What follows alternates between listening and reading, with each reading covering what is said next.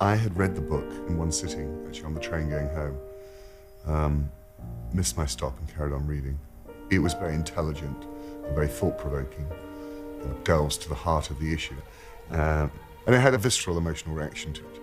In a way, I don't know how I come to the stories that I write. I live with them for a long time, I play with them for a long time, put them together like this and like that, and at one moment I realize, okay, now I have it, now I can write it. The book was written about 8 or 9 years ago by Bernhard Schlink, and it was his first book, I think I'm right in saying. He's a lawyer, and he wrote this book, which was an enormous international bestseller. And Anthony Minghella bought the rights, almost, I think, before the book was published. And when I read it, I immediately wanted to write the screenplay. Anthony Minghella, my producer, had always wanted to make the film himself, write and direct it. And I've known Anthony for years, and Sidney Pollack is a producing partner, and they have a company in London called Mirage. And they were going to make it. And I've been badgering Anthony for years, saying, oh, you know, you'll never get around to it. Let me do it. I said to him, it's essentially a small film, and you're much more interested now in making big films. Why don't you just give it to me, and I'll write it, and you can produce it, and, you know, I'll do all the work, and you'll get all the glory. And Anthony said, no, I really am going to write it. I'm going to do it myself. And in the end, Anthony relented. He said, no, you're right, I won't get round to it for a few more years. It was 8 years, and said, you're right, I'm never going to write The Reader. You can do it if you promise to get it made next year. Because we've been meaning to make it for so long, and we never, you know, Anthony had never got around to writing the screenplay. Mr. Schlink was getting worried that his story might not be put onto celluloid, and in the end, Anthony said, well, if you do it as your next project, I'll produce. So I was finally allowed to write the screenplay I'd wanted to write 8 years ago.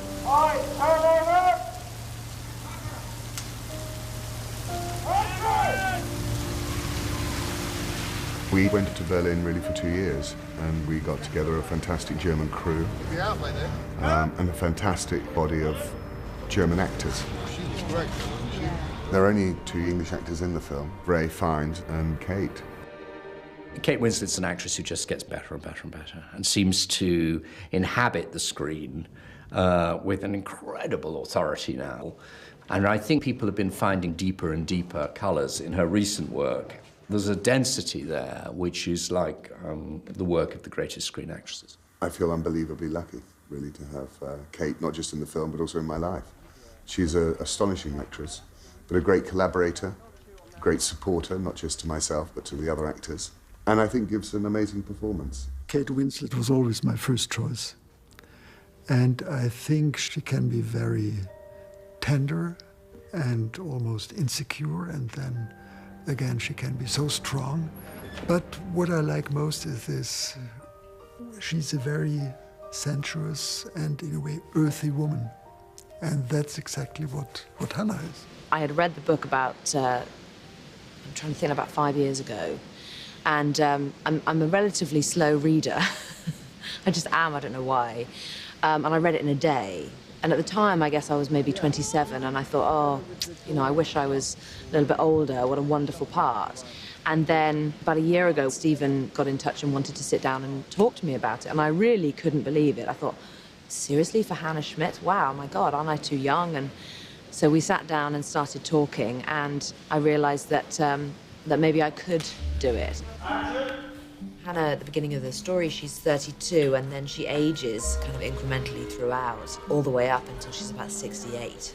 I've never had prosthetics before or anything like that, and so it's an extra dimension to my job that I've never experienced before now, and you know, and that's the great thing about acting, is that you know, you do get to have these new and different experiences, and wow, it's really great.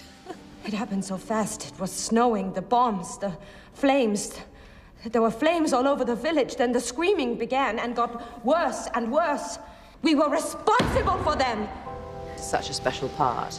It has been really eye-opening. You know, I've learned so much. I've learned so much more as an actress, and I've learned a lot more about myself as a person. It's been creatively some of the most valuable experiences of my entire life. Ralph Fiennes, I can't imagine anyone else who is so expressive of an inner life of somebody who is intelligent, serious, thoughtful, profound, and sensual, which the hero has to be. I think with Ralph it was, pretty much a given. I never thought of anybody else. When David Hare and I were talking about adapting it, I think we both of us knew Ralph very well, and just immediately went, well, this is Ralph's part. You're Michael Berg? Yes. The story is relatively simple, but the questions it asks about blame, judgment, guilt, love, sexuality is all quite complicated. Hannah has been in prison for over 20 years. You're her only contact. And I'm told you don't visit her. No, I don't. So he has a crisis of conscience. What did he really think about her? Why did he not see her? How do you condemn someone you've been intimate with and that intimacy is still something you hold close to you? He's an intelligent man who's come to realise that human beings are, have many different layers and faces. Particularly him. He's so brilliant and so immersed, actually, really immersed in the character and wanting to do absolutely what's right for the character, and yet at the same time be willing to try something different. At face value, David Cross and I don't look like each other, but I understand that we have similar qualities as actors. I can see why Stephen has put us together. I think he's got a great quality anyway. Different to mine, whatever that is, but I think as a young actor he's beautifully pitched. When Stephen first came to Germany and said, do you think there's a German boy who can play this part? The casting director said, yes, there's one. She said, I'll introduce you to a whole lot of others and you can choose, but there's only one. And Stephen auditioned 10 boys one day. And he said, well, the one I like is David Cross. And she said, yep, that's the one who can play it. Actually, it was the first movie where I really learned about preparation and how to prepare a role. I spent a lot of time with Stephen and read a lot of books as well. David went on an incredibly difficult journey, mostly to do with learning English well enough, because his English was not good to start. He did an enormous amount of research, because I always do, and I always think the actors should as well. We went to the Jewish Museum in Berlin and went to the bookshop there, and Stephen made a huge shopping with 5 bags of books, and I had to read them. I thought that was a very, very big, huge challenge for me. And then David blossomed, really, throughout the whole shoot. He blossomed into a leading actor, and that's what he is. He's an astonishing young man of incredible variety of gifts to do with sensitivity and openness and warmth and generosity, fierce intelligence, and an emotional life which is rich and runs very deep. So for me it was a gift from the gods, as the director goes. You didn't want to know me. You could see I was in the first carriage. So why did you sit in the second? What did you think I was doing? Why the hell did you think I was there? How should I know? David, he's actually remarkably similar to his character, Michael. He's incredibly professional, really beats himself up if he doesn't think he's got something that he wanted to do or didn't feel like he'd tried something that he was planning to try. And he's very sort of sensitive little soul. Have you spoken to her? Of course not. He's just so perfect for this part. Why, of course not. I can't. I can't do that. We spent an awful lot of time casting, and we got together a fantastic body of German actors, all of who knew the book, because the book is one of the great school books, textbooks, and everybody knows it in Germany. And so I found the German cast incredibly helpful, wise, useful, and supportive in the examination of the story and the telling of it, and ways to look at it and relook at it. And I am thrilled that the company is led by the giants of the German stage and screen, such as Bruno Ganz, who's a living legend in his own country and indeed everywhere, I think. What we feel isn't important. It's utterly unimportant. The only question is what we do. At first we could only hear the fire. It was in the steeple. Then we could see burning beams. And they began to crash to the floor. And then we had Lena Olin, who's of course a wonderful actress. When I read the script and the mother's When she testifies in the trial, I was so moved by that. And so I was like, can't I play the woman who wrote the book and her mother? And Stephen was intrigued, and we started doing makeup tests, and everyone decided that he could. I remember the last shot, and this was late in the day. We had worked all day, and it was time to go home, basically. But Stephen really wanted that shot of my character turning her back with her cardigan, just walking out of the room. It was important that she was not going to be defined and consumed by being a victim, you know, so she has moved on. Cut. That works great. It works great. It's great. When Anthony Minghella decided that he had too many other commitments, we talked about Stephen as a wonderful director. If you can, David, that would be perfect. I had seen The Hours and loved how these different levels were kind of worked together. I think Stephen is a wonderful choice. With Stephen and I, it's almost as though we're from the same tribe. It's just a great collaborative relationship. I'm just loving every single second of it. I really am. He's like a sort of a child. He kind of reminds me of, he's like the boy in Cat in the Hat. And he looks a bit like Tintin. And he has this just unstoppable energy and such a profound love for the story. And not only that, but very, very clear idea of how he wants for the story to be told. And is very happy for everybody to be involved in that, you know, sharing ideas and just trying to come up with what's best for the story, what's best for this scene. I think because he comes from the theater, he involves everybody in the process, and that's genuinely exciting. With Stephen, it's collaboration or nothing. In an ideal world, for everybody. Stephen won't work with people who are not committed to collaboration. In that sense, it's much more like working in the theatre than it is in film. There's no sense of freelance. There's no sense of somebody joining for a day and just doing their bit and, you know, going away. It's great that you don't know what to say. You're all, sometimes exhaustingly, but also sometimes exhilaratingly, working together. I don't think I ever choose material to make into a film because I think you can make a film. I just choose material that I'd like to be with for a long period of time. And obviously in making a film, you're with the material for a long period. So you have to make sure it's something that you really do love and want to explore and can keep exploring and keep relating to. It's being shot really well and clearly, and I never feel he's imposing anything, just always asking questions. We have this big debate about judging, you know, condemning someone for what you know they've done, even if it's horrific. I mean, basically keeping the questions in focus, so it makes me feel I can trust Stephen.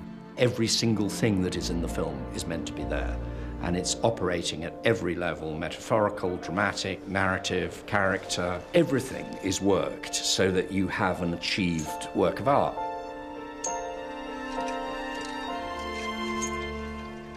I mean, it's been a very strange film because of the experience of losing 2 out of the 3 producers. Anthony Minghella wasn't just a filmmaker himself, but he had formed a company with Sydney Pollack called Mirage, which existed to help younger British filmmakers and help them get their films made. And so Anthony died very suddenly and very shockingly. Literally in the middle of filming, I got a phone call saying Anthony had passed away the night before. And it was terrible. Terrible. Still feels terrible. And then, of course, a few months later, Sydney died. Sydney, we knew, had been ill before we even started making the film. And so, basically all the time, Stephen and I are both thinking about the things that Anthony and Sydney said about the project and about the particular problems they pointed to and how we should deal with them, and whether often Stephen and I discuss, but would Anthony and Sydney be happy that we're doing this? And obviously our ambition with the film is to make a film that these 2 men would have liked.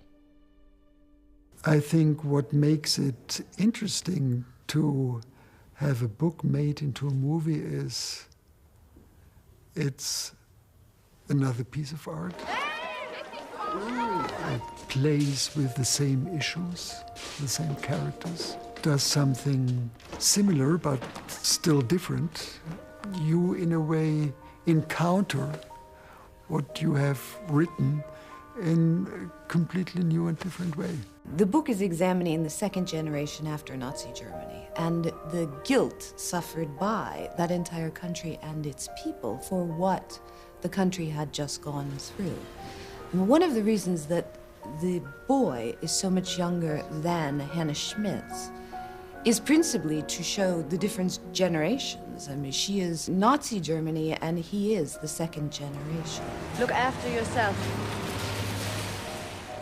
It's about the question of how do you live in the shadow of one of the greatest crimes in human history, from the point of view of the impact of the Nazis, not on their victims, but on themselves. As a child, you grow up and you are loved by your parents. As a child, you are helped and enabled by your teachers, given spiritual guidance by your pastors. What happens when you get to a certain age and you realize that there is no moral certainty because your teachers, your pastors, your parents were involved, whether actively or even as passive bystanders, in genocide? Does that invalidate your love? Does it mean your love is then dirty? How is it possible to love anyone given the circumstances of what that country perpetrated? Societies think they operate by morality, but they don't. They operate by something called law. The Bruno Ganz character is saying, what is the judgment here? What is right? What is wrong? He throws back at the students these questions, which I think the film is asking all of us. How do you judge someone? Was she right? She was doing her job, wasn't she?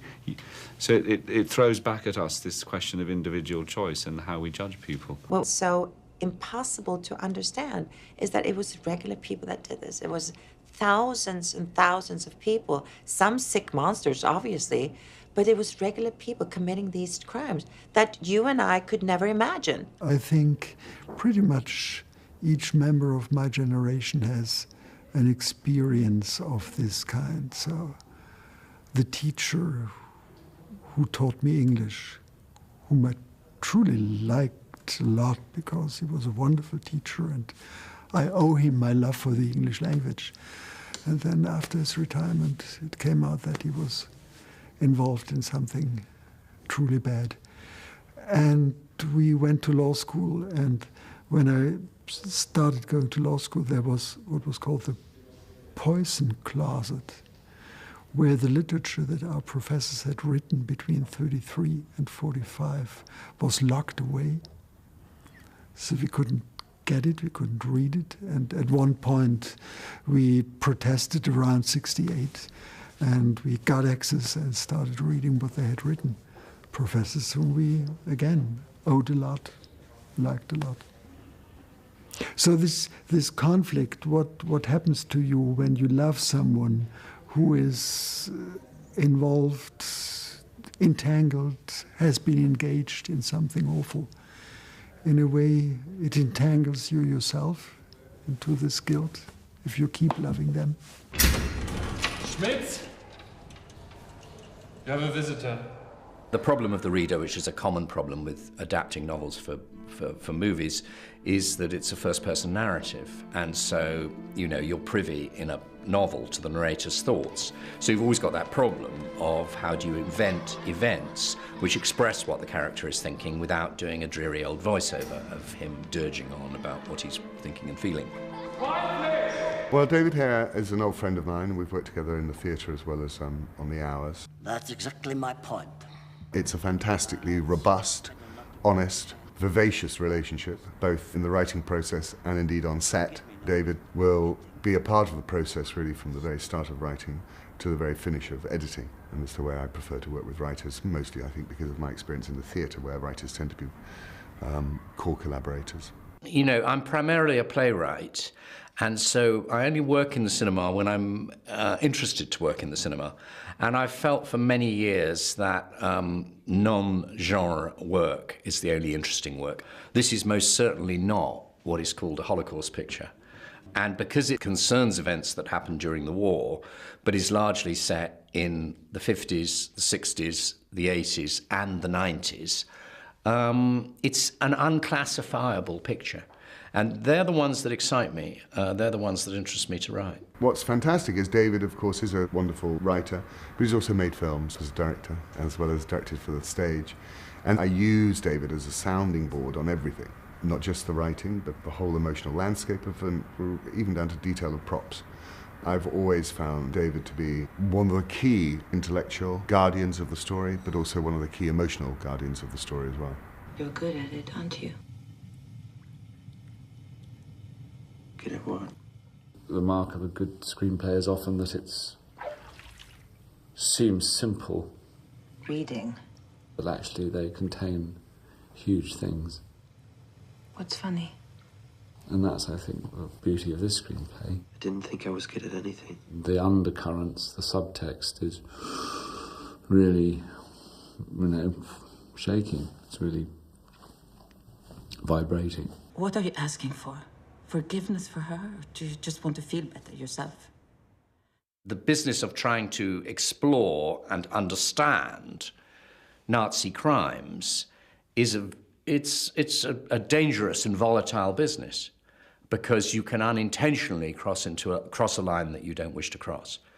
And I would say what we discussed with Bernard more than anything was our sense of responsibility to the victims of the Nazi crimes and how we honored that sense of responsibility. What are you doing? I'm writing a poem about you. The story deliberately is not generous in asking us to understand Hannah. We ask to understand Michael's journey, trying to understand Hannah.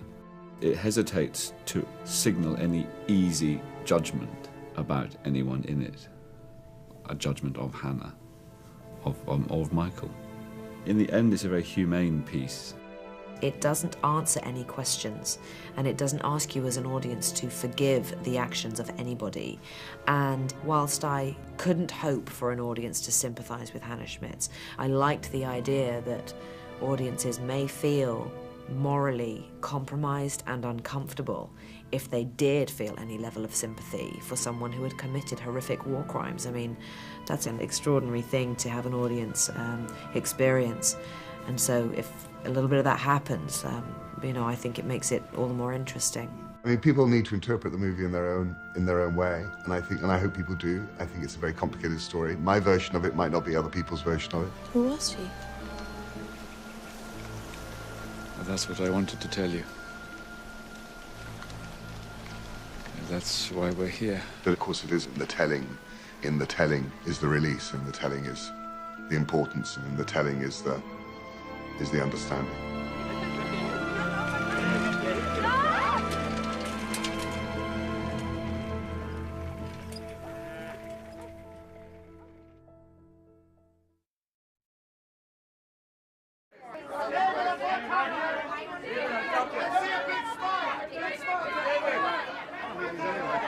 So, David, this must be a very exciting night for you. Oh, yes, it is. It's great to be here, and I just came here to see the film. And action! This is my third movie. I think Steven was looking for a German boy, and maybe he saw the first movie from me, and then I came to have an audition, and my agency actually said, don't go, because you're gonna be very, very hopeful, and then it's always with this international things, and then it doesn't work, and then you're very disappointed. But then I heard it's Stephen Daldry who was doing the movie, and then I just wanted to try. And then I had the audition, another audition, and another audition, and it went so on. When I cast David, he was still at school just outside Hamburg, and his mother, Angela, was not very keen that he should leave school to come and do a film. But in the end, she relented. Because I was missing 4 months of school, my mother said, you can do this movie if you get the year 10. You can compare that in English terms with the GCSEs. So that was a very good motivation. So I did the year, and then I was allowed to do the movie, and then I thought it was still the audition process, and then I was sitting with Stephen watching a theater, and then he was talking about the movie and something, and then I was asking him, oh, am I playing the part? And then he was saying, oh, by the way, I didn't tell you. Yeah, you're doing the part. Tell me about the two of you working together on this. How did we work together on Um, What did you have to do? Rehearse a lot, prepare a lot. What sort of prep did you have to do? Learn English because I just knew my school English, and so I had to sit down with a dialect coach and learn English, which was great. And what else? Reading. Reading, lots of reading, yes. And lots of rehearsing. Yes, we did a lot of reading. We did a lot of reading. We went to a Jewish Holocaust museum, and after this we went to a bookshop which was also in the museum, and then Stephen bought me a lot of books which I had to read. Actually, it was the first movie where I really learned about preparation, and I realized how less I actually know about the Third Reich and everything. David's made films before, but not that many so far, and his willingness to be told, you know, here, if you try this, it might help you to feel that. He really likes to be given that guidance, and that's wonderful, you know, and Stephen is just completely, just so brilliant with him. Look at me, kid.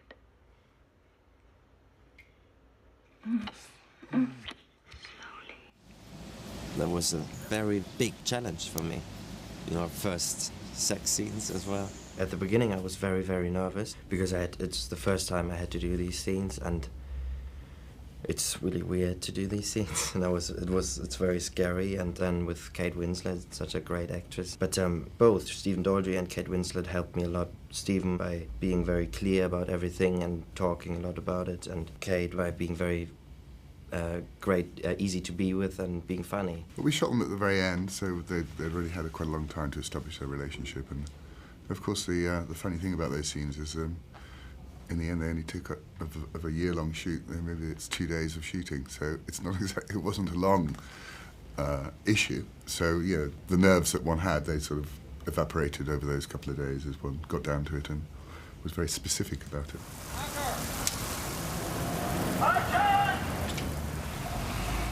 The whole shooting process was 1 year, and we had a lot of breaks in between, and these breaks were very helpful for me because I had time to think it over and get more into the story. But it was a journey. It was a long journey, and with a lot of challenges. But it was also a great experience. Action! You weren't always happy. Thank you. She enjoyed me very much. Here we are in Berlin. We're doing our press. What's it like? Are you excited about seeing how it's going to go down here? Yes. Yes. I know what I want to ask you. Who of your family has seen the film? My mother, my father, and my brother. And what do they say about it? What's their response to it? I don't know. They will see it tomorrow. Oh, they haven't seen it yet. No. Your mother's seen it. But yes, my mother. My mother was too excited. She had to watch it on a DVD, like me. Yeah. And she had no one stopping her. Like you stopped me. I know, I did. I thought you should see it on the big screen. Yes. But your mother watched it on the DVD? She did, And what was her response? She was very touched because she experienced a little bit the same story. Right. With her parents, and she was very moved by the story and thought it was very, very true and could see so many same feelings in the film. And she really loved the film. I'm dying to talk to her about it. What did she say about you? Crap. Seriously, what did you say? Was she nice to you? Yeah. She thought the makeup was good. On you? And she thought, she thought it's good. Are you worried about all your family seeing you naked and doing lovemaking scenes? Yes, but I'm more worried about my grandparents watching the film. Because you're naked or because of the subject? Both. People go on about how much did everyone know? Who knew? What did they know? Everyone knew. Our parents, our teachers. That isn't the question. The question is, how could you let this happen? And better, why didn't you kill yourself when you found out? Which scene are you most excited about seeing on the DVD that you think that we shot that wasn't in the film? Hamlet. Are you? I know, I'm glad about that. Because what David's referring to is there's a scene where David read to Hannah. It's a much longer sequence, and so for the DVD extras, there's a much longer sequence of his reading, and he's referring to one scene where he was reading Hamlet to Kate, to Hannah Schmitz, and so we're excited about seeing that. What else? Captain Ahab. Yeah, Captain Ahab. That was good. I know the reading. Because you spend tell us about how much time you spent on that reading sequence. Long time. I don't know how long exactly, but I was coming to London, I think, just for the reading. Yeah. For, I don't know how long. Weeks and weeks. Yeah, weeks. Weeks. Why did you have to spend so long on the reading? Because I'm German and I can't speak any English, and yeah, you have to believe that that's my mother tongue. And it's learning the rhythms of the particular... Yes, and he's getting very good at it. Yeah. He's getting very good at the reading, and so I had to get very good at the reading. Billions of bilious blue blistering barnacles in a thundering typhoon. It is water. But what on earth did you expect it to be? Whiskey. Whiskey, by thunder, whiskey. Reflecting back at the film, what were the hardest things that you had to do? A lot of things. Working with Stephen Daldry. Yeah, that was telling me. And well, do you think that's very hard on you? I was not that hard. No, of course not. But have a little look around. But no, the older Michael. Yeah. Switching between the older Michaels and the young Michaels because they're so different. And we shot out a sequence. So some days you were the older Michael and some days the younger Michael. Yes. I find that very difficult, and I didn't really get the character. So I was getting the character during the shoot. But you did do some incredibly hard sequences, like the sequences when you were in the trial reacting. A lot of those sequences are the hardest things to do when you're just having to react. Mm-hmm. Because I had to know the whole dialogue of the trial. I had to know what it means, everything, and what does it mean when she wrote the report. What does that mean for her? I just had to know. So I had to know before how to react to these. I know, really scenes correctly. Are we being? We're being wrapped. We're being wrapped. The red carpet. We're being wrapped. David's got to go and be glamorous. But more reflections to come. More reflections we'll be to come, yes. Looking forward to seeing how the German reaction is and what your parents think about the film tomorrow night. And see you soon.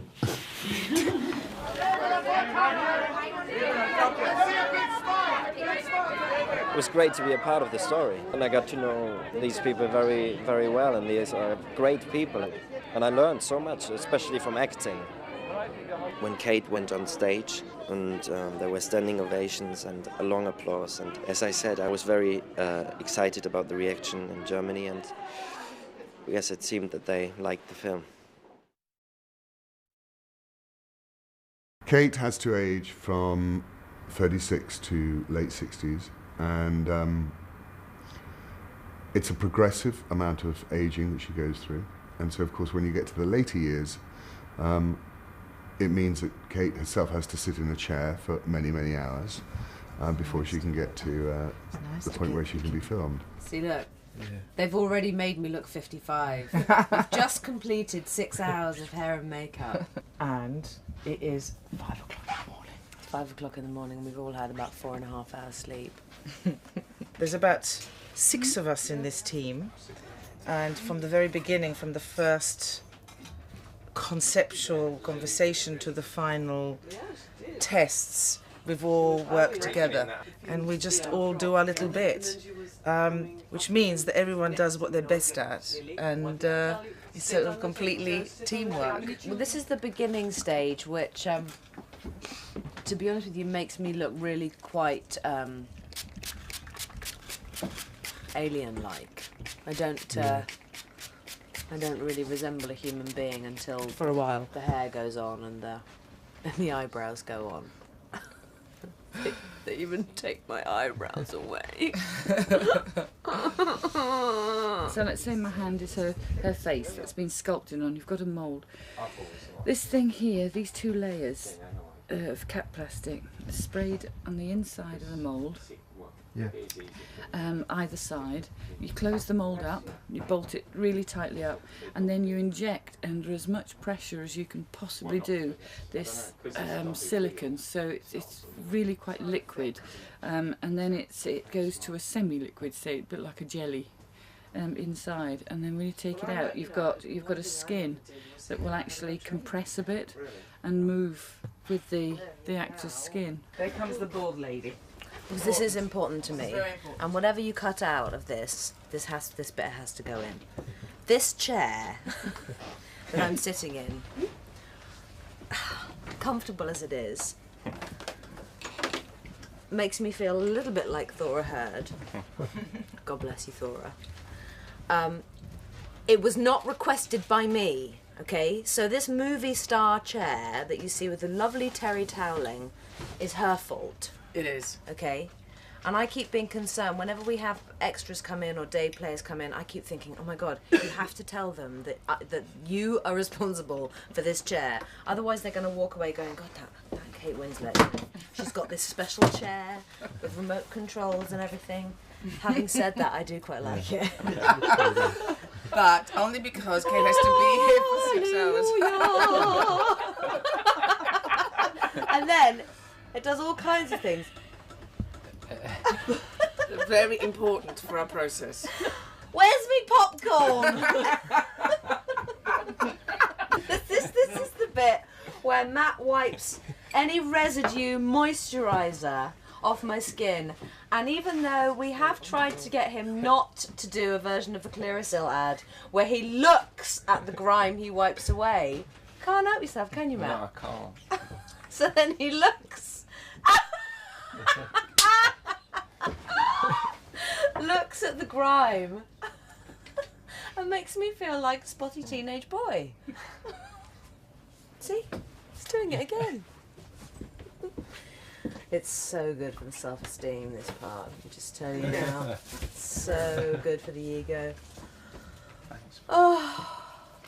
See, the thing about acting. Right.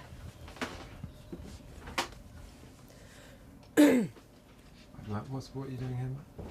We're just offering the neck up before we put any glue on, just getting the right position, basically. And for it to be comfortable for Kate and... That's a lie. Yeah. We just throw it on them.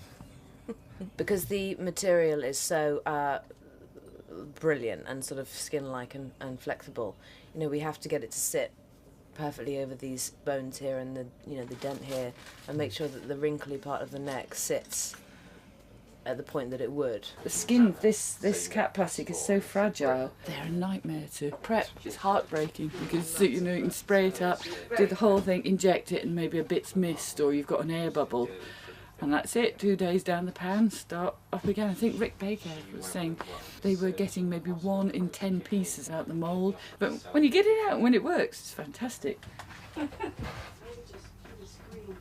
These are the edges that Matt bleeds onto the skin to disappear. This is silicone. I took some pictures home last night and I showed them to my daughter. It was about 9 o'clock and she'd waited up for me. Did she? Yeah, and I showed her the picture and I said, "Who's that?" And she said, "Well, it looks like Granny Plum, but it can't be Granny Plum because she died last year." Oh no. I know. That's so sweet. You see this? It's come to this. Look at that. Well done. Looks brilliant. Finished. When you see Kate's ears through the hair, it just adds a bit of, just helps with the whole aging process, really.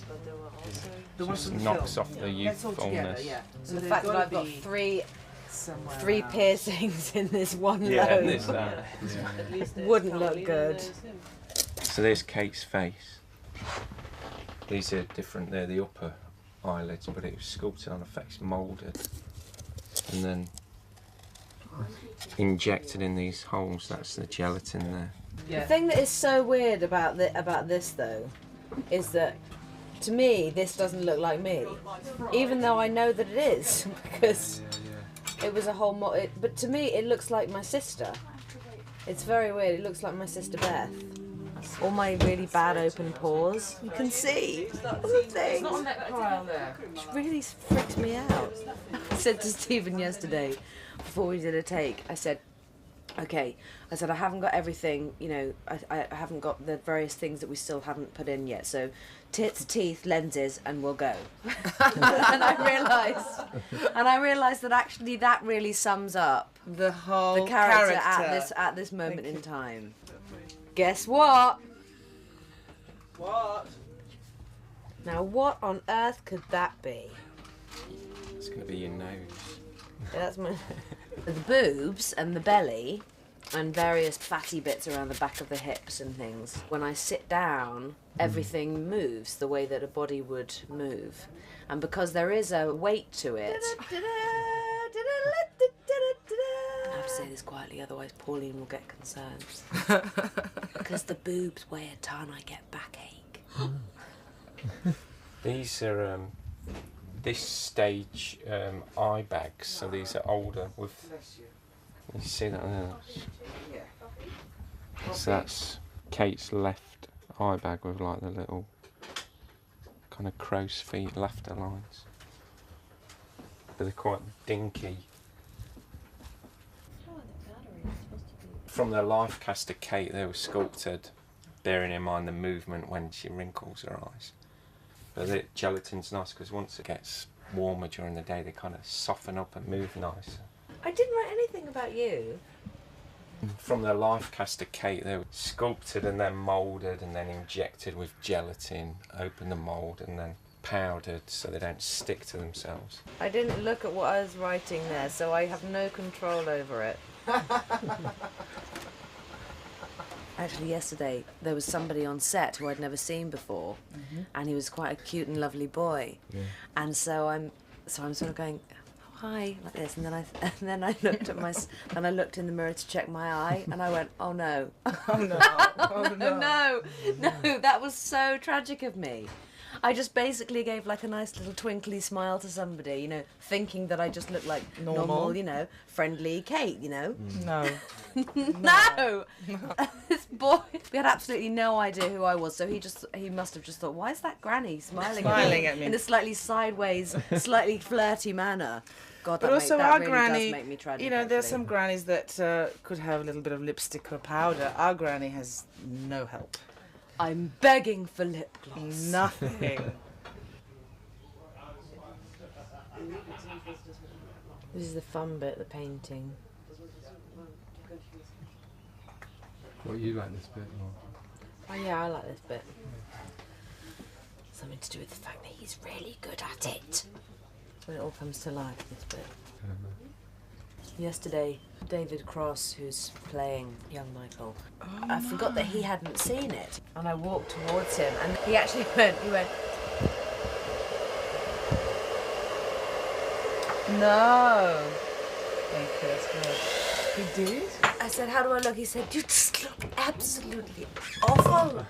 He said, that's terrible, that's terrible, he kept saying. He just couldn't believe that it wasn't my skin, you know, he just couldn't believe it. Fine. Can you explain how you handed the responsibility over to me because everyone else is too scared of it? Too wussy.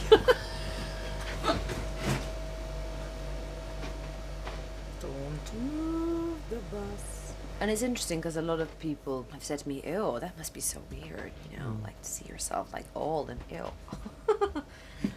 And I just love it because I've never done this before. I've never had prosthetics of any kind at all. Not even an injury prosthetic, nothing. And I've never worn contact lenses before, and so to me it's just this sort of great part of my job that I haven't had a chance to do until now, and so I do actually really, really like it. The whole process was so painstaking but so fascinating and so wonderful to look in the mirror and see myself as an older woman, but also all my muscles could completely move. They all came through in the makeup. They didn't seem to cover anything up of my own bone structure or anything like that. They just simply aged it.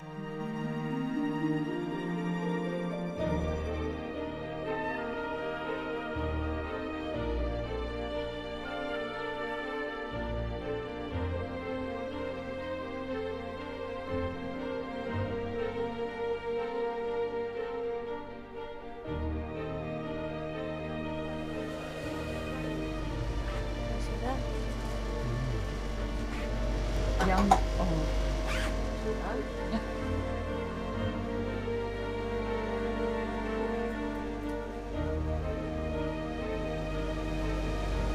Just going to pop to the shops, does anyone want anything?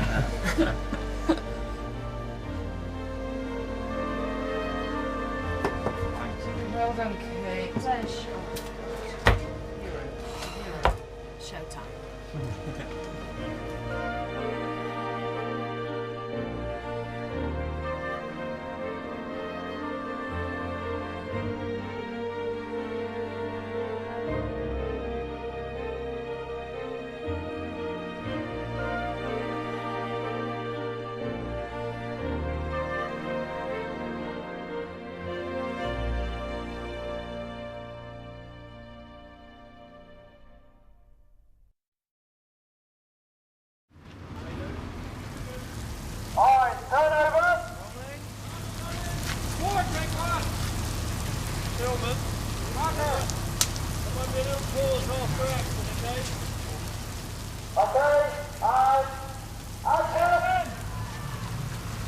We were very keen to make the film in Germany.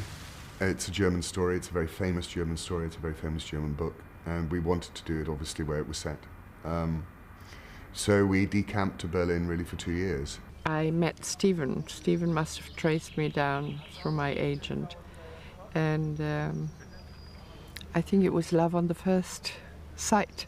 We immediately felt we could grasp this project emotional depth-wise. We were very aware that authenticity was going to be absolutely crucial. I'm an English filmmaker, I'm not German. Brigitte is German. It's written by a German. And I needed to make sure that, as an outsider, if you like, to that culture, telling one of their most important stories, I was accurate in, not just in terms of every single little production detail, but in the general sweep of what I was attempting to do. I read the book before I met Stephen because I knew I was going to meet him. And I was tremendously touched. It's a subject that actually made me run away from Germany. I went to live in Mexico 40 years ago. I'm that generation that I'm the writer's generation, Schlink. So we were all very angry with our parents and with the silence about what had happened during the war. I asked her to come back to Germany, which would be the first time she'd ever been back to Germany since she'd emigrated in the 60s. And so she agreed.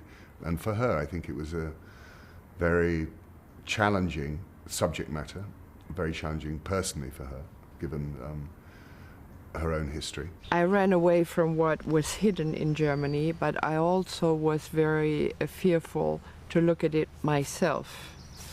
And through the book, I had to do research, of course, about the Holocaust and see pictures and see videos. And it's actually the first time that I dared to really personally confront myself with it and say, okay, enough with fear, enough with guilt. I have to face it. And we started the process of trying to define the town, the context, the world of Hannah, the world of Michael, and indeed this extraordinarily difficult subject of these German trials of German citizens by Germans.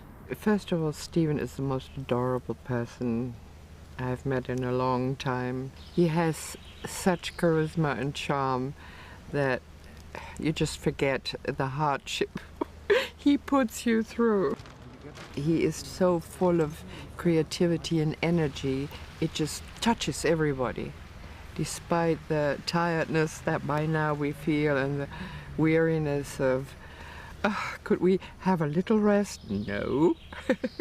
Obviously, Germany's changing very fast, and the difficulty is now finding places in Germany that look remotely as Germany did in the 1950s. We weren't looking for a town that had been ravaged by the RAF particularly, so we were looking for a town that was basically intact but hadn't been fully restored, and we found it in a town called Görlitz, which is in the old east, just on the Polish border. We shot in a city that fortunately still had a few houses, but Germany is going so fast in renovating what was once the GDR that it was really hard to find longer stretches. So we had to hide the brightly new painted houses. I mean, we would go 1 week and say, yes, this is an absolutely perfect fall-down 50s street. And we'd go back a month later, it would have been re-tarmacked, resurfaced, there'd be advertising hoardings, the street had completely changed. What I had to think about, of course, that every period is correctly presented, the 50s, the 60s, the 70s, the 80s and the 90s. It was also going into the psychology always of people, what was the spirit end of the 50s? What were we going to try to represent at the beginning of this film?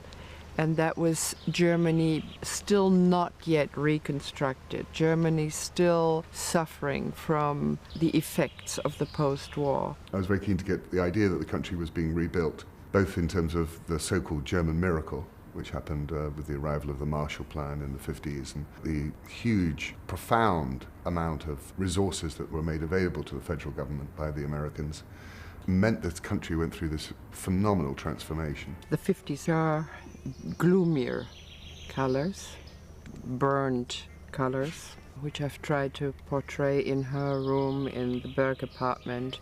And then in the 60s, we tried to represent the new Germany, the reconstruction, the positive attitude. Oh, we're making it. Oh, we're back again. All right. The sort of middle act of the film is set in a trial, and we decided to base our trial on the Auschwitz trial in Frankfurt of 1963. It's a very well-documented trial, and because it was the first.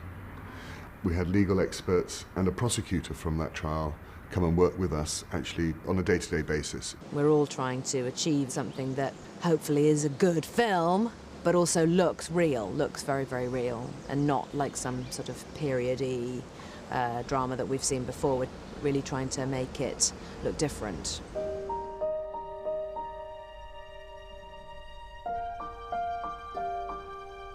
The guilt is there. I think it will always stay with me. But I think I broke my own barriers. And it was very hard emotionally for me.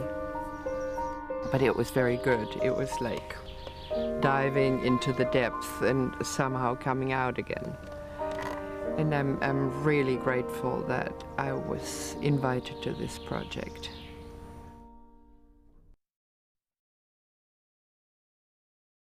Okay, here we go.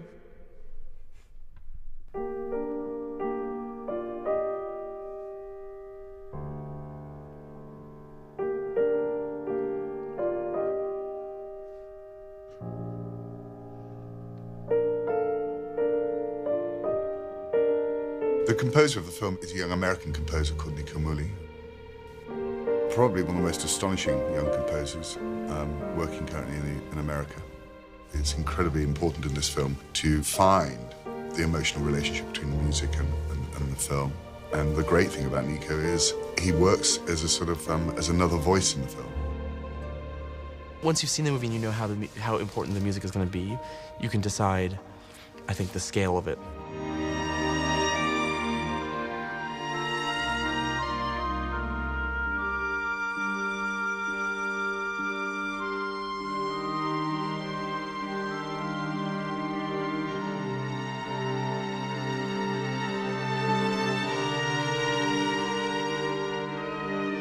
I think that at the end of the day, it comes into two categories, which is successful and not successful. Here it is, starting from bar 1, please. And successful means that it's in some way helping the emotional content of the movie, and it's in some way propelling the story forward rather than backwards, and that it's adding a level of depth to an emotional situation.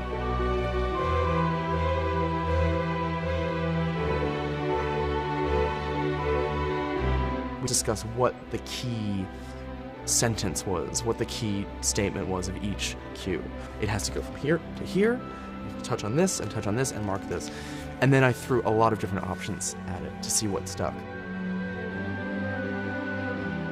The big hard ones were pretty easy, but it was always 2 or 3 things that are hard, and they're never the big ones. It's always what you think are secondary plot points. Very good. Now, okay, rock on. That's good. Couple of things. Anytime in the cellos you have this business at 78, 79, fa sharp sol, mi, big deal, okay? What's required is a really specific, subtle thing.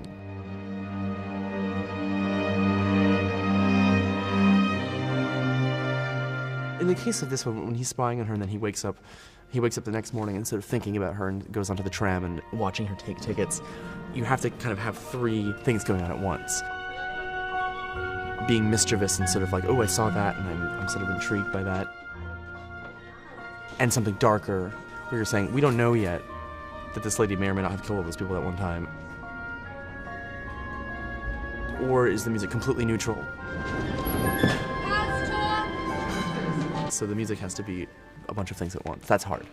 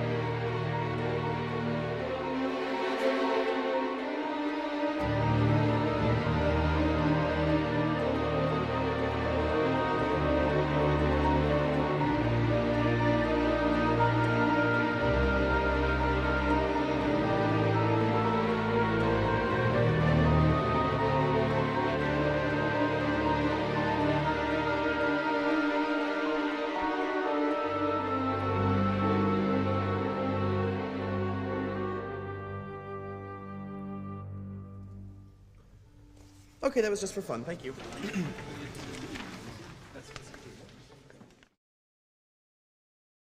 If you don't take responsibility for her, then Hannah has no future at all. It's kind of you. Thank you for letting me know.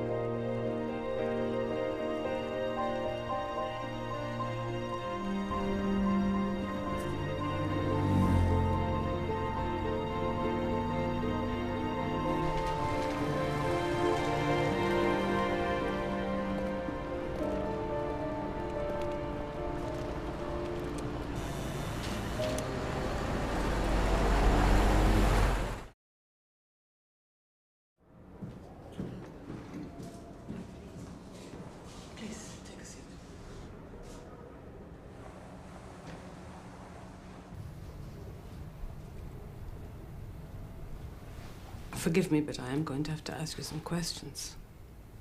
I don't even know how you two met. Well, there was a time in the late 50s when we lived in the same neighborhood.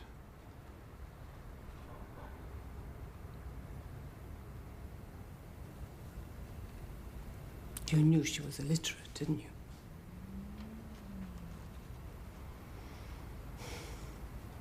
Why did you send her cassettes?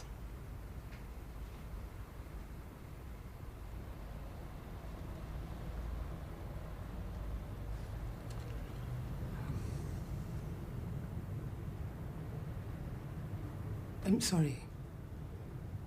You are going to have to be a bit more forthcoming. You spoke with her yesterday. Did she give you any hint of her intentions?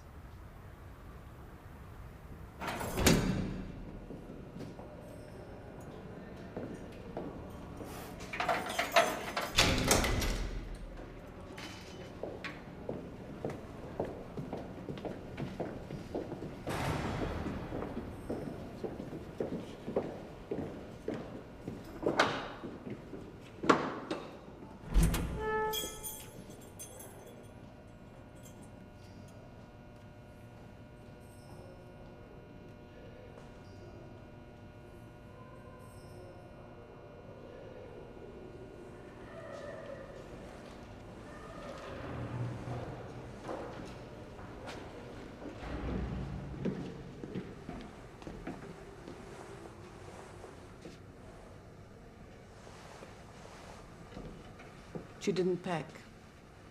She never intended to leave.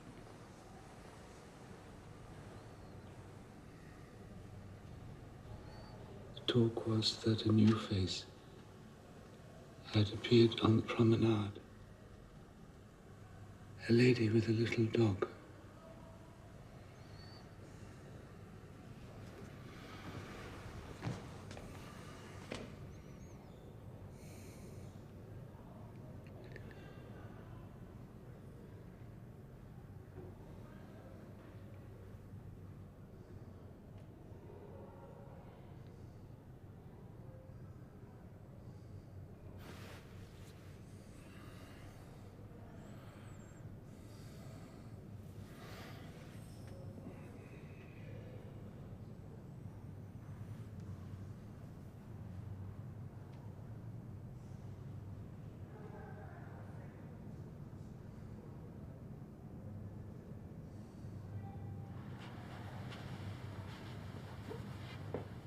She left me a message.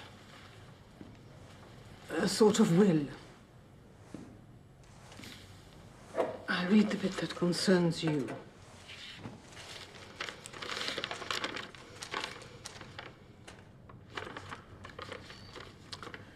There is money in the old tea tin. Give it to Michael Berg. He should send it alongside the 7,000 marks in the bank to the daughter who survived the fire. It's for her. She should decide what to do with it. And tell Michael I said hello.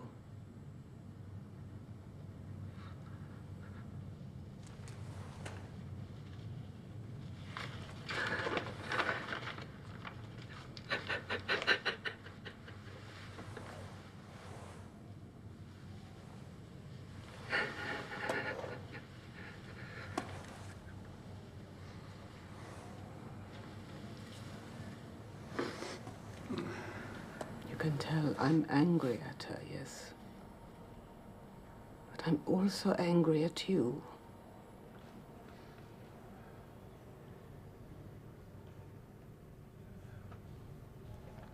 Can I see her?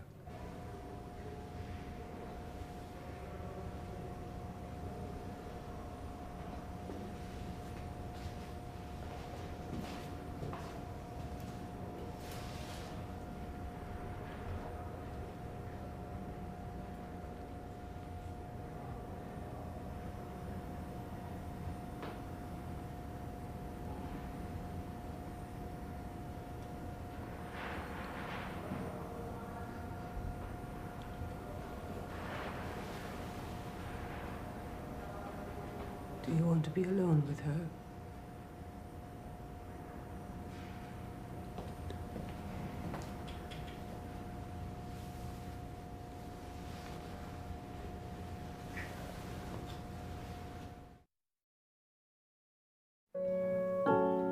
Emily? Emily, I need a favor. You know Mom and Dad are going away. I could have this place to myself. I don't want to go with them. Sure. But you could stay with a friend. Well? What will you give me Give you. to get rid of me? What do you want? A pair of jeans. It's ridiculous. I can't afford jeans.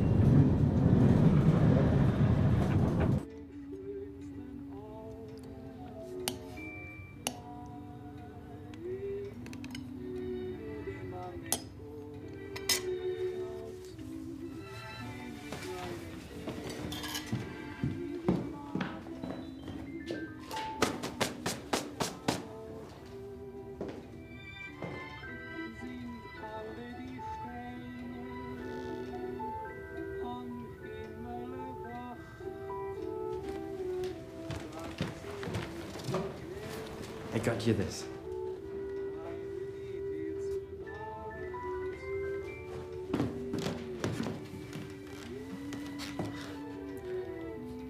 Open it. Now? Don't look at me.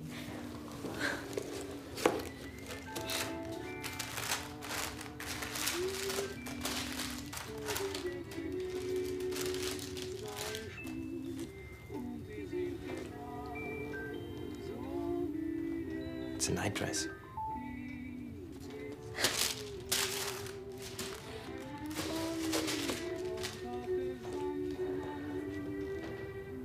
Wait.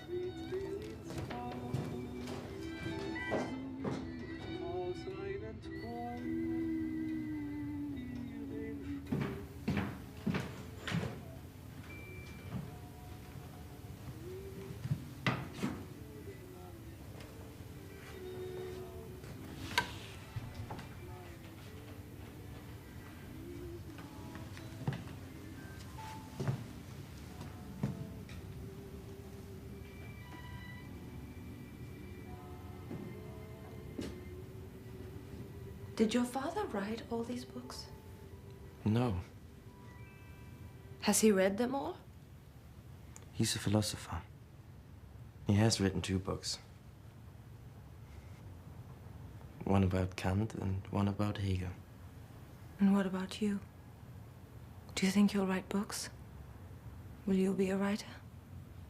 I have no idea.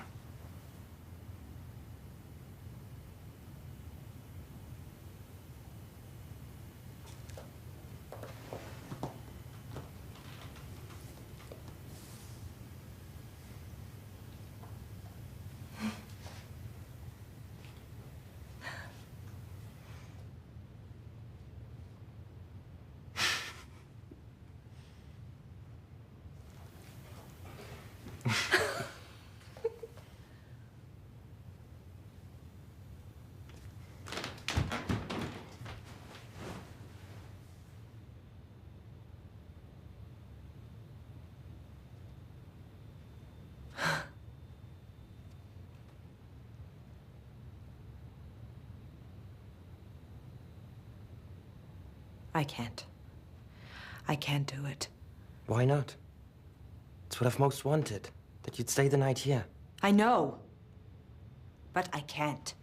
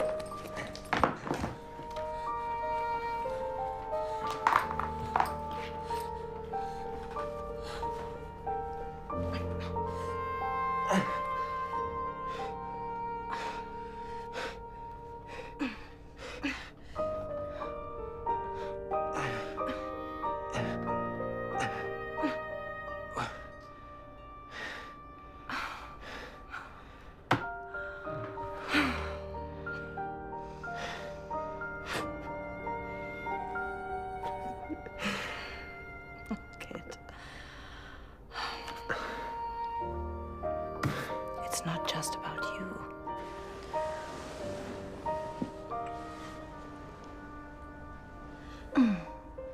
Like this? That's right. No, not so fast.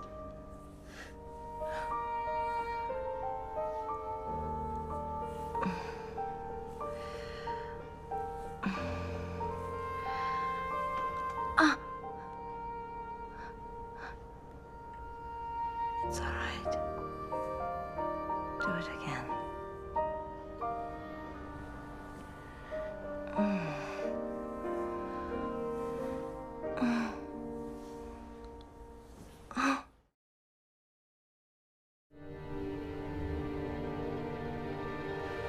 Michael, sorry to bother you. Would you mind having a word with some students? They're guests of mine here in Berlin. Yes, of course. This is the famous Michael Burke, a defender of the poor. And the rich and the poor, a judicious mix of both. How do you do? I thought you might like to meet these young people. They're from Heidelberg. Ah. Do you know Heidelberg? Yes. Almost 30 years ago, I was at Heidelberg Law School for a short period myself. Those of you for the special seminar group, please stay on in this room. Professor Rohr will be here in a moment.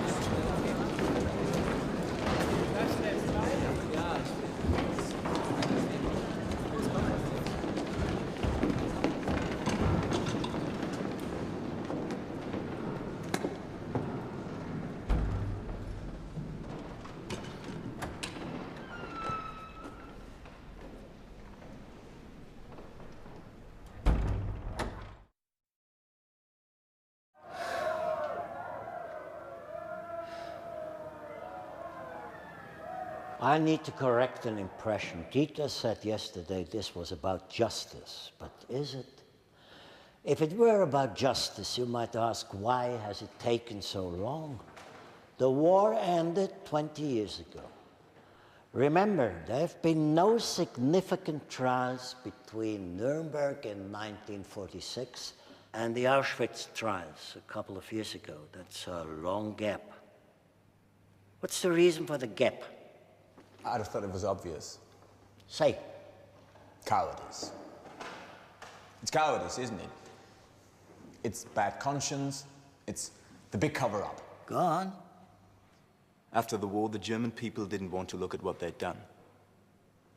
Is that right? Because they had too much to hide. All our parents are liars. All right, mine are. So it's left to us, isn't it? How so? Because we're not implicated. Aren't you? Good. So that's all right then. No, but seriously, Dieter's right. My parents, I can't even talk to them. I don't love them. How could I? How could anyone love them? They've told themselves so many lies they can't remember the truth, let alone admit it. Isn't that why we signed up for the seminar? Oh, I don't know. You tell me. Speaking for myself. Michael? I'm not sure anymore. What did your father do, Dieter? If you want to know, he was in the Waffen-SS. And that's what I mean. That's what I'm saying. So were a million other Germans. Yes, yes, you're right. That's exactly my point. That's why it's better not to pretend this is about justice. Forgive me, nor is it about getting into an emotional state. It has no purpose if it's just the young giving their parents a bad time. So what is it about? What do you think? Societies think they operate by something called morality, but they don't. They operate by something called law. You're not guilty of anything merely by working at Auschwitz. 8,000 people worked at Auschwitz. Precisely 19 have been convicted and only 6 for murder. To prove murder, you have to prove intent. That's the law. Remember, the question is never, was it wrong, but was it legal? And not by our laws. No, by the laws at the time. But isn't that What? narrow? Oh, yes, the law is narrow. On the other hand, I suspect people who kill other people tend to be aware that it's wrong.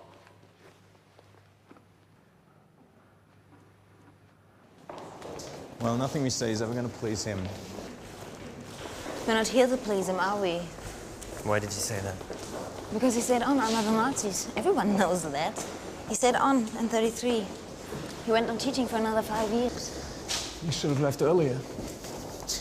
He knows he did the wrong thing. He hates himself.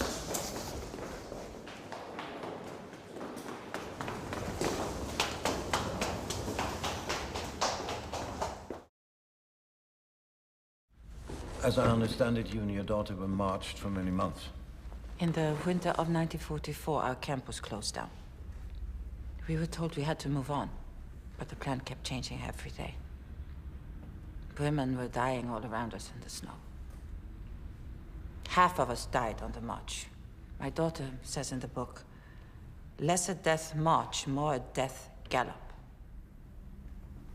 Please tell us about the night in the church.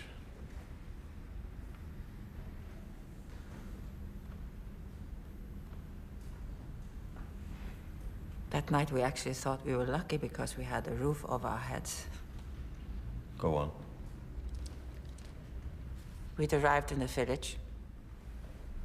As always, the gods took the best quarters. They took the priest's house. But they let us sleep in a church.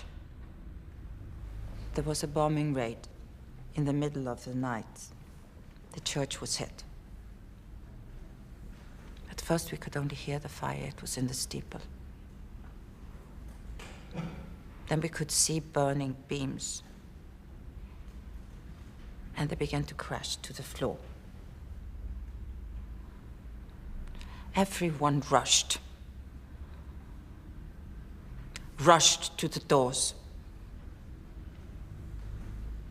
but the doors had been locked on the outside. The church burned down. Nobody came to open the doors. Is that right? Nobody.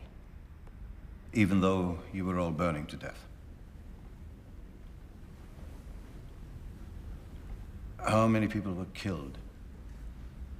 Everyone was killed. But you survived. And how did you survive? I needed to get away from the other women because they were panicking. I couldn't stand it. I couldn't stand their screaming.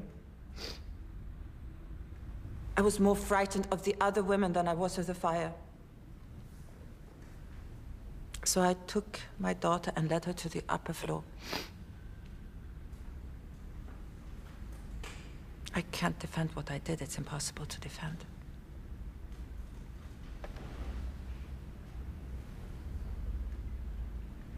I took Ilana in my arms and I led her towards the fire.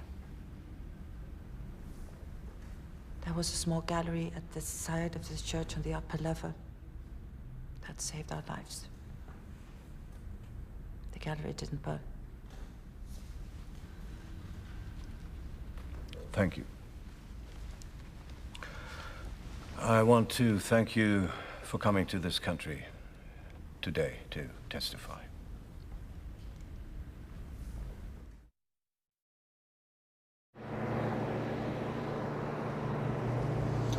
Where are you going exactly? You said somewhere around Sherlock. Struthof. Going to the camp?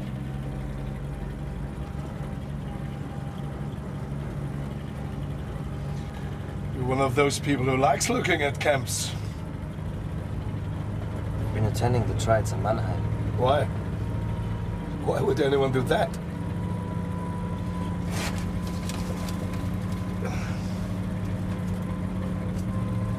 No, thank you.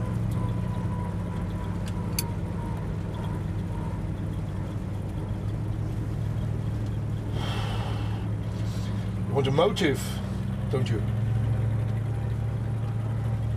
I'm not sure what you mean. What I mean is, it's comforting, isn't it? And there's a motive. There's a reason. But what if there isn't? What if it all happened 20 years ago, didn't make sense then? Doesn't make sense now?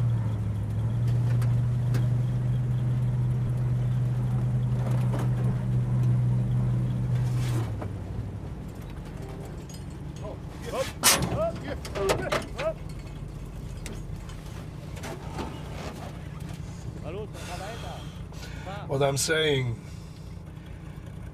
the executioner executes. That's what he does. Have you considered he doesn't even dislike the people he's killing? Huh? No. He's got nothing against them.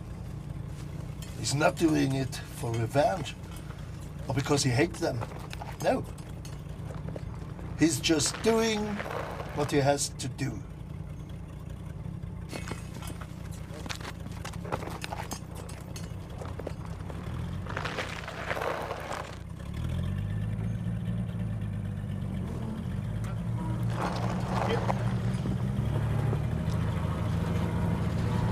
I saw a photo once.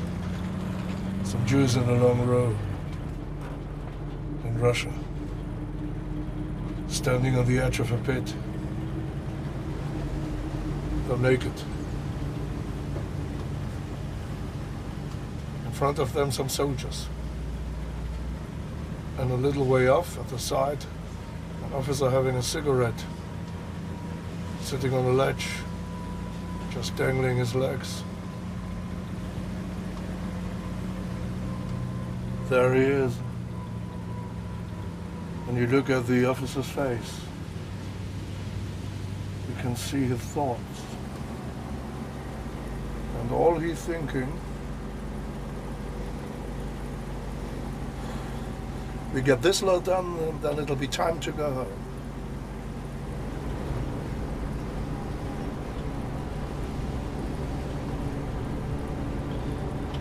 It was you, wasn't it? You were the officer. It was you. Get out! Get out of here! Get out! Get out! Get out of here!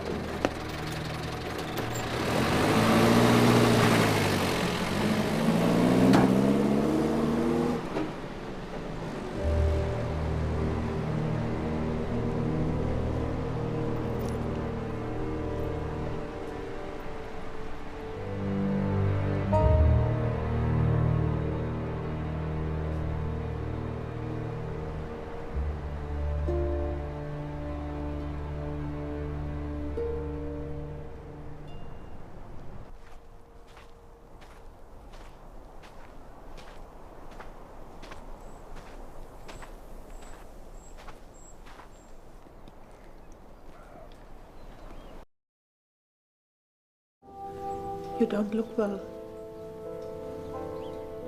Are you in trouble? No, I'm not in trouble.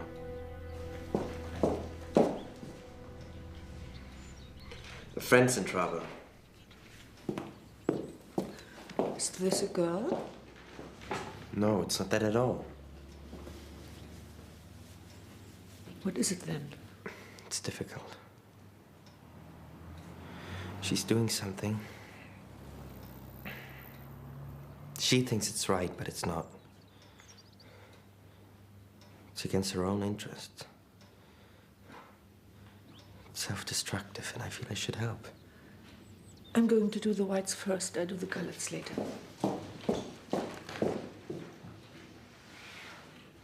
Shouldn't I? Shouldn't I help her? Is it your fault? Then you have your answer.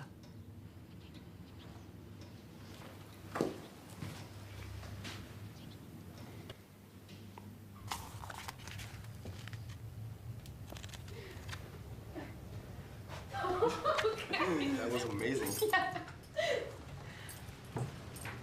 Hi, Michael. Hey, Thomas. What are you doing home? Laundry. How's college? It's great. You coming to eat?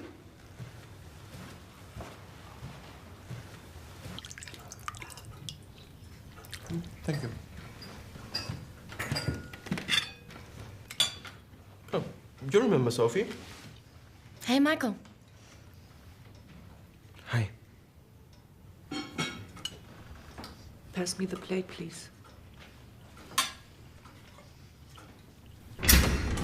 Schmidt! You have a visitor.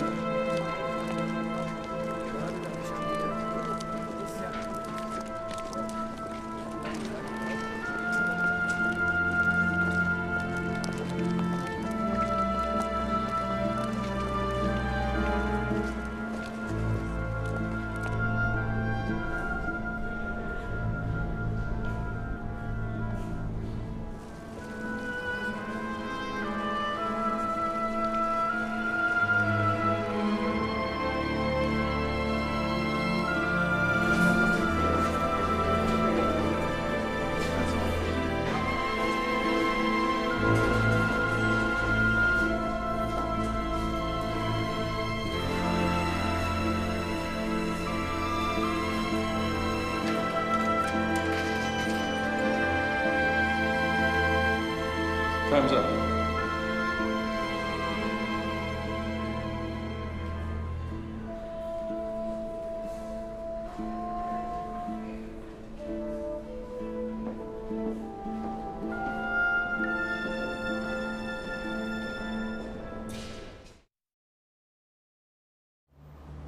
The Odyssey by Homer. What's an odyssey? It's a journey. He sets out on a journey. It's my homework.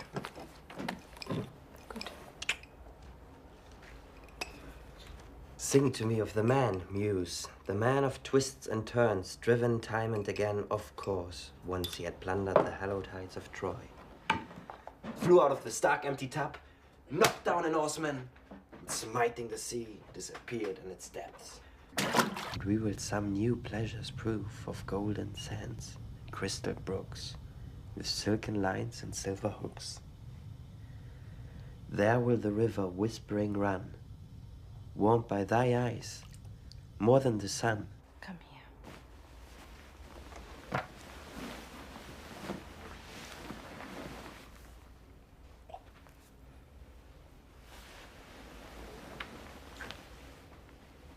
I poked into the place a ways and come to a little open patch as big as a bedroom, all hung around with vines, and found a man lying there asleep.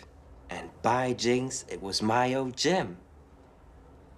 When you landed, I reckoned I could catch up with you on the land out having to shout at you.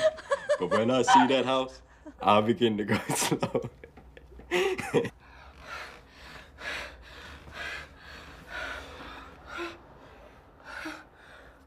was the hand she had stretched out to him with her last smile.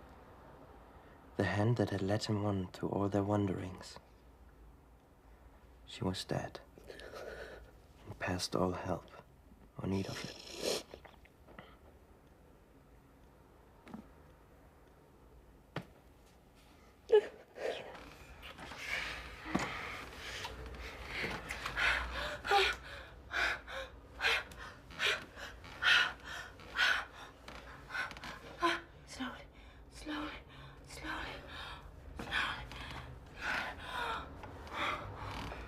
This fellow might be in his time a great buyer of land, with his statutes. Stop. I don't understand a word of it. It's Hamlet. It's the most famous play ever written. This fellow might be in his time a great buyer of land, with his statutes, his recognizance. Do you understand it? No. And Lady Chatterley felt his naked flesh against her as he came into her. For a moment, he was still inside her. This is disgusting. Where did you get this? Borrowed it from someone at school. Well, you should be ashamed. Go on. Trick and love. Play by Friedrich Schiller.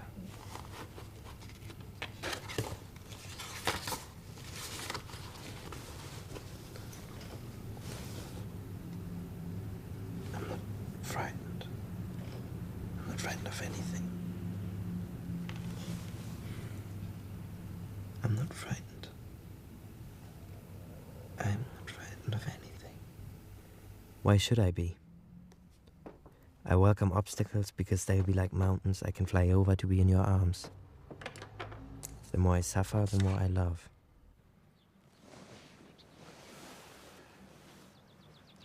Danger will only increase my love. It will sharpen it. It will give it spice.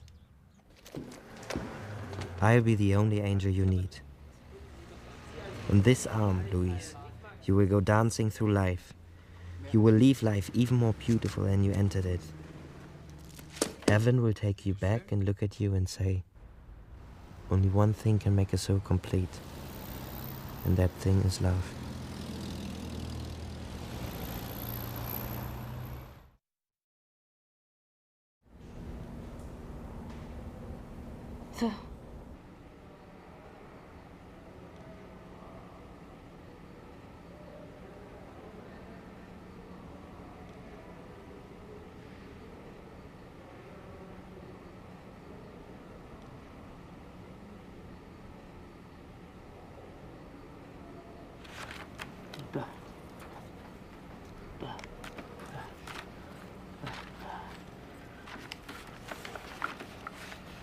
Bed.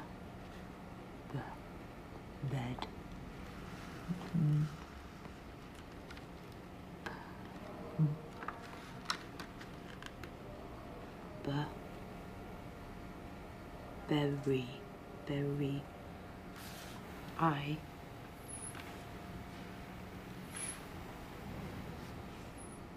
Bye.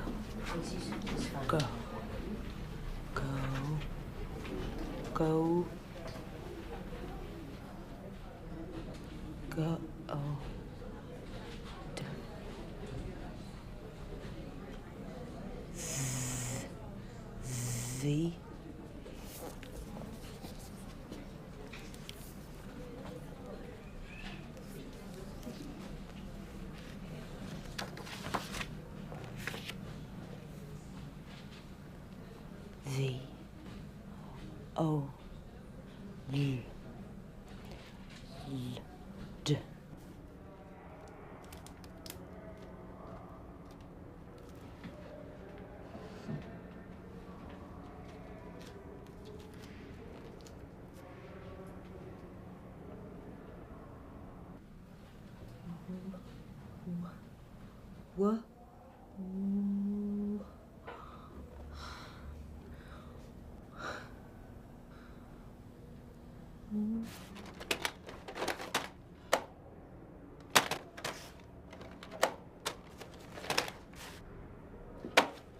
The Personal History and Experience of David Copperfield the Younger.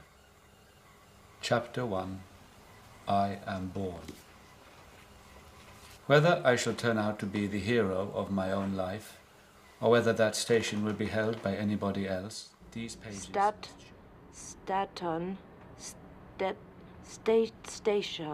Station will be held by anybody else. These pages must show. Perfect.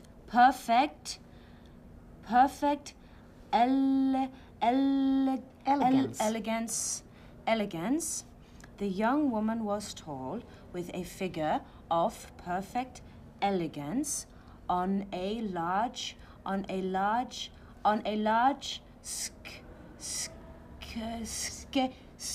scale. The young woman was tall, with a figure of perfect elegance. But I say on that a large whatever scale. one loves Fine. is. This is easily proved.